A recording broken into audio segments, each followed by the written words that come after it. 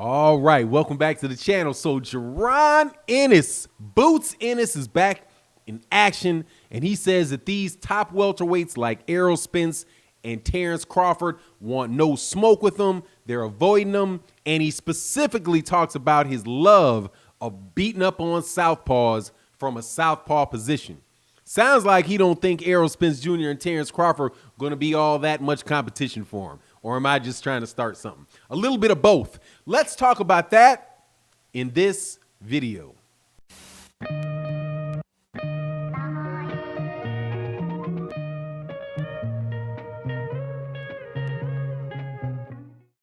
All right, welcome back to the channel. Not a lot of fighters get me extremely excited the first time that I see them fight. Jaron Ennis was one of them.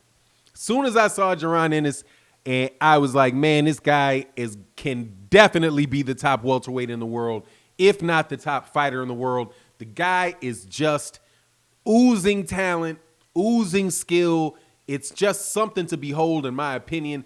And provided he has a chin, I'm telling you, this guy is going to be a lot of trouble for everybody. And he believes that to be the case himself. Now, this weekend, Jaron, and I'm so happy for Jaron Ennis, and his father and his family are fighting for his first world title, even though it's the IBO, International Boxing Organization. It is one of the five belts that one of the four belts that Anthony Joshua brags about having. So since I like Jaron Ennis, I'm going to treat it like it's a real championship for today. And he will be, after this fight with Chris van Heerden on Saturday, he will join Errol Spence Jr., Terence Crawford, and Manny Pacquiao as in the only division in boxing where every champion fights out of the southpaw position. Now, I know maybe you didn't see that coming, but I thought that was very, very interesting that all of the top welterweights are southpaws.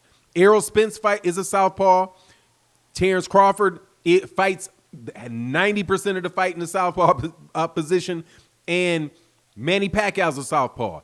And Jaron Ennis, who is, I believe, the best prospect and up-and-coming fighter at 147, who very well may have all them belts if they give him an opportunity, he's a southpaw. So he talks about that. Now, Jaron is saying that these guys don't want to fight him. And he talks about the fact that he also loves fighting southpaw. Now, he's talking about fighting southpaws because he is, this weekend, fighting Chris van Heerden, who himself is a southpaw, right? And so with Jaron being a southpaw, Chris van Heerden being a southpaw, that's a southpaw on southpaw matchup, and that is something Jaron Ennis says he loves, and that he earlier in his career fought 5 or 6 of them in a row. Now, that is something you guys should see, and this is another reason I'm telling you about this dude, Jaron Ennis, at least that I believe that I'm right about Jaron Ennis. I'm looking at Jaron Ennis's record. Jaron Ennis, although he is not, this is going to be his first, significant step-up fight or whatever, and he should beat Chris van Heerden, who is, I know y'all don't like the phrase, leftovers from Errol Spence Jr., but it is what it is.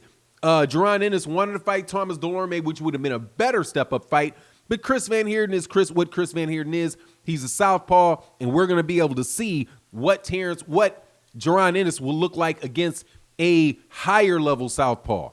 Now, my personal thing is that I think that Terence Crawford and Errol Spence and all these guys are going to do what Sean Porter said that he was going to do with Jaron Ennis. And Sean Porter wasn't shy about it.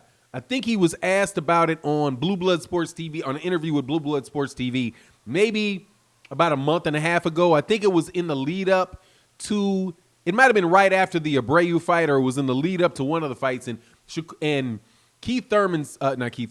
Porter was asked, hey, what do you think about Jaron Ennis? Is that somebody you would fight?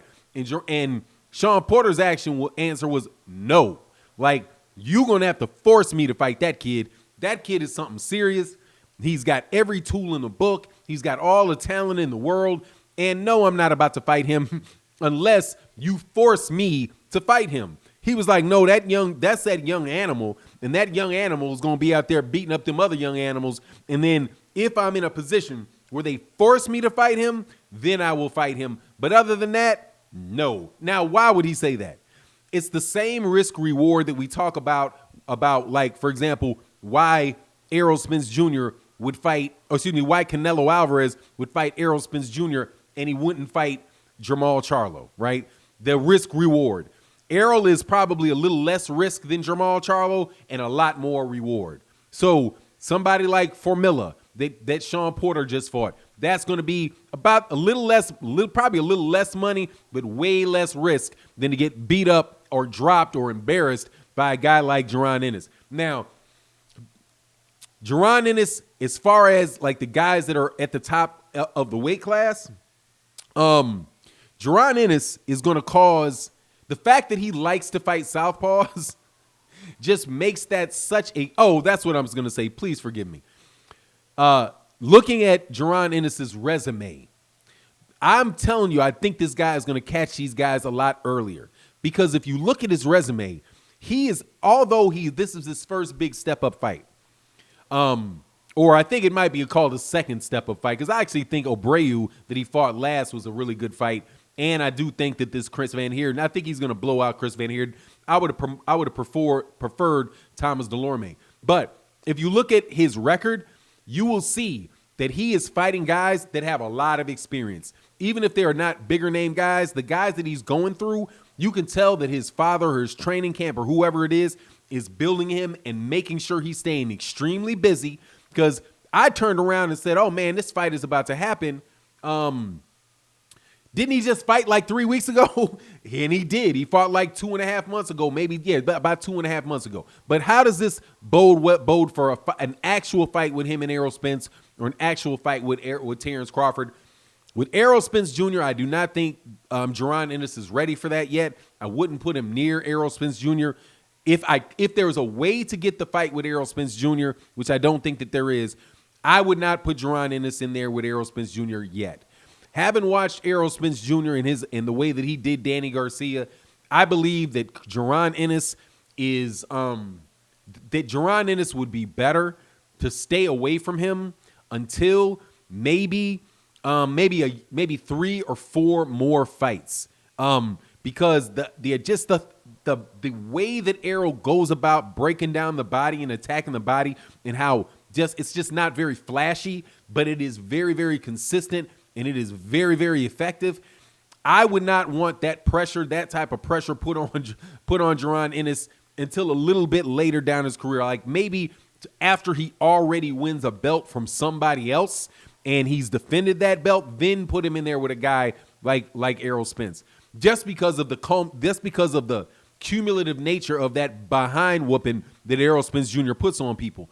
I think that he'll be ready for somebody like Terence Crawford a little bit earlier, but still not right now. The real thing for Jaron Ennis is for Jaron Ennis to get in a position where he can force the guys that are moving up to 147 to fight him. Jaron Ennis's plate of food is Teofimo Lopez, Jose Ramirez, and Josh Taylor. Those 3 dudes, when they come up into 147, are going to get the brakes beaten off of them by Jaron Ennis.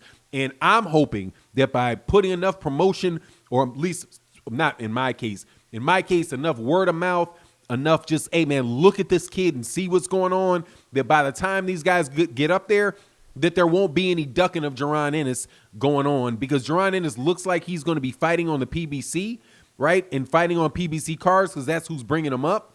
Bob Arum and those guys do in-house fights over there, but they're definitely going to try to move those guys up from 140 to 147. Jaron should already be a champion at that point in time, and I don't believe any of those guys can beat him. So it's just going to be really important for people to get behind Jaron Ennis, keep his name out there, so that people really know that this guy is a serious threat, and they can't just ignore him. The mainstream media can't just ignore him into oblivion. But in the meantime, Jaron, stay away from Errol. If you can get a fight with Terence Crawford, take it in about a year. And I think he's going to be the next big dude at 147 pounds. That's my take on the matter. You let me know what you think. And with that, I'm out. Peace.